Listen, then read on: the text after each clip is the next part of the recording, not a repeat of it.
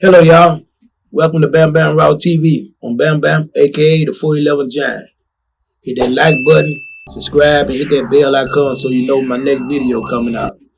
On this episode here, people ask me about what was the difference? What was you deprived of that was so drastic in different from being on the compound, using the USP, using all USP, those are the worst or the federal system until you get to ADX.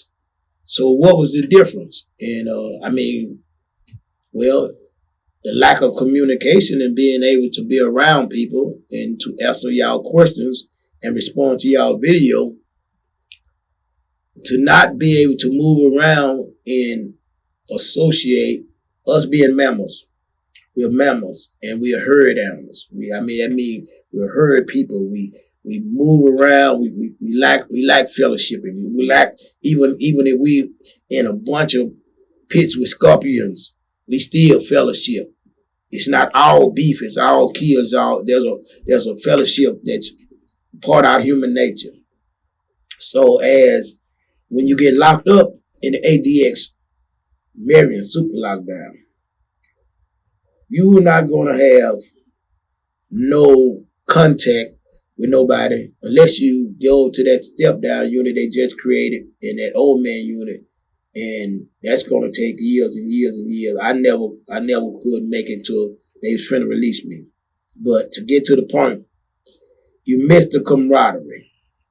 You miss being able to, hey, shake a dude's hands, what's up, dog? Blah blah blah. What's going on, man? What you got? What's going on? Moving around, talking, going on now. When you get to supermax lockdown places like that, you don't have that. You can't walk off and go to out on the yard whenever you feel like somebody's frustrating you. You can't get away from them. You can't walk off and go to the yard. You can't go kick it with your homeboy about what's going on out here, because the chances of seeing your homeboy, if you see him, you're going to be rare. And if you talk to him, it's going to be basically with sign language, or when you're right across from him, and you're going to be careful what you're saying, because you got a lot more people on the range, and everybody on that range ain't your friend. You got somebody from every different group. You got warring groups who sometimes be on the same range, not often, but sometimes. So you deprived of that ability to fellowship even while you're in penitentiary. And people think it don't take a toll on you, but it does have effect on you when you're sitting in that cell all day, 23 hours a day. And if you can't find somewhere for your brain to go, it's going to turn in on itself. I seen dudes come there, geniuses. They get on the door, boom, they'll preach this. They'll preach a sermon, they'll go through the Torah, they'll go through this here. They'll break down every religion. Highly intelligent. And they seem to be the ones who go crazy the soonest. That guy, and I know for a fact, I know this particular person, those who died there, that guy was eating his own shit. Less than 2 years locked up down there. He went crazy, started eating his own shit. That's what being locked up in that cell and the lack of fellowship and communication with people like that, with your homeboys and people can do for you. Because if you don't have a strong enough mind, can't reach outward no more, it's gonna reach in. And when you start reaching in, it's gonna start breaking down stuff, it's gonna start rearranging stuff. What you thought was real, they're gonna tell you, no, that's bull crap. Let's re-examine that. Let's go through this here. I've seen that the man was highly intelligent. I've seen him go crazy, eating his feces. Second, I had a homeboy from New Orleans. Man, sending my magazines down the line. We going on. When my guy tend to get close enough to him at Rick, we would talk, ask him, "Will you need anything?" That man there, one day I come out and I holler at him. I said, "Say, look here, D, you all right?" That man said, "Goobly gobbloo." And I said, man, you can say that, play that game with them folk there, bro. Is you good, man? Because I'm trying to make sure the folks feed you down there. I heard they wasn't feeding you. Blue, blue, blue, blue. Man, I looked in that man's eyes, man. That man had them. That man was gone. I walked off. Wasn't nothing else I could say. Man went crazy as a road lip. After I just got through talking to him, wasn't a month later from that. I mean, before then, they sent him. They had to send him. The man was so serious, so they had to send him to the mental hospital. And when ADX send you to the mental hospital, that means you must be extreme. Because you got a lot of people down there playing crazy. You got a lot of them eating their feces and doing all this here, trying to get out of them bars, trying to get out of that lockdown anywhere. They'll take anything right now. Let's get out there. So that's what I say. One of the things that we deprived through the lack of human contact and human fellowship, it can wear on your brain. Me, I just did my thing, read my Bible, exercised, and watched my cartoons. I hollered at the men when they come close enough for me to holler at, but I was all right with myself. And you got to be all right with yourself, or it'll drive you crazy. Now, the second thing is, in super lockdown, on the compound, you go to the store every week. You can go make commissary as long as you ain't on the lockdown, as long as you got money, and you ain't on restriction.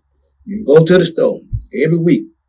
When you go to the store, you can buy your hygiene, buy your food items, your soups and whatever, but you can also buy canned pops. You can buy sodas, canned sodas, and you can buy ice cream. When you get the lockdown ADX, no soda pops, no pops, and your ice cream dream is gone.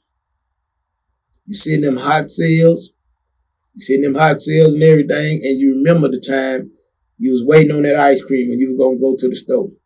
You remember the time you could got you a soda, put it on some ice and drunk it. All those days over.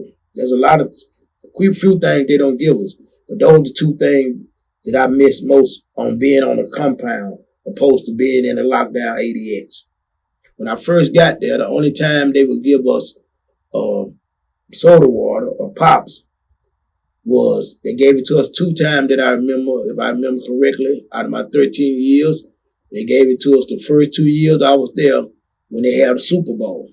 On the Super Bowl, they give us cake, pizza, chicken wings, and they give us a soda pop. We have to return the bottle. They give us a plastic bottle. As soon as you get through with that plastic, when you get through and they come to pick up the trays, you got to give him that plastic bottle. For 2 years we had to do that. If you do not give him that plastic bottle, or he do not get it for you, if one person on your range do not give his bottle back, they coming down there, they shaking that whole range down. And they going to go through everybody's stuff and they're going to be throwing stuff away, but they're going to find that bottle. If you lose your spoon, they're going to put you in a hole and shake down that whole range to make sure that that plastic spoon is found. Now this I know for a fact, but now that ice cream, only time we got ice cream was if they give it to us on a tray. They like a special holiday or something, we may get an ice cream bar, or we may get that little thing. But as far as going to the commissary every week, we make commissary, being able to eat ice cream, we wasn't able to do that there. And I felt deprived of that because I had grown used to it in all my different USPs. I mean, it was a few little things that we still had left you know. So anyway, that is something that I was personally deprived of, that I missed. You know, I didn't miss a whole lot of people's conversation because I can talk to myself. You know what I'm saying? So I missed the ice cream and I missed the soda water. And I missed the ability to go out on the yard when I want to go out. And when I want to go out on the yard to exercise, I may not want to exercise at 6 in the morning or 7 in the morning. Dudes on Sam, we can't go out too early because it can't be dark outdoors. And we can't go out too late. So we stuck in almost like we go out similar time every day. They keep us in a similar area. If we wait too late after then, if time passed after then, they had to double up our rec the next day. Anything going on, any movement going on. So you're deprived of a lot of things, but those two things kind of, because I enjoy reading them myself, being in there. So those are the things that affected me the most about being in a supermax lockdown. Now, because in a supermax lockdown, also you go visit, but you visit through the glass. Your people on the other side eating, drinking sodas, and you sitting up there without nothing. You sitting there without nothing, talking to them through glass on a telephone, and I was deprived of that because when I was in USP 11 work, I visited on a regular basis. But when I was down there, I only visited a few times with prison visit support group. So those are the things that separated what I think that was different and felt like hardship, made the ADX harder on me than being on the compound. Now, I can be on the compound, I'm eat good, I'm eat when I want to, and I wasn't able to do that. I was pretty much at the mercy of what they bring by your cell each day. I mean, each day feed you, and what they sell you on commissary. And then even then, there's a limit. So the limit is so much smaller than what you can buy on the compound. Your limit is so much smaller because everything has to be kept in your cell. And they don't want the cell cluttered and crowded. 2 pairs of shoes. Everything is a limit. Two sweatsuits. 2 of this, 2 of this. No more than like, I think it's 2 feet of legal work. I had to actually get a court order to keep all my legal work.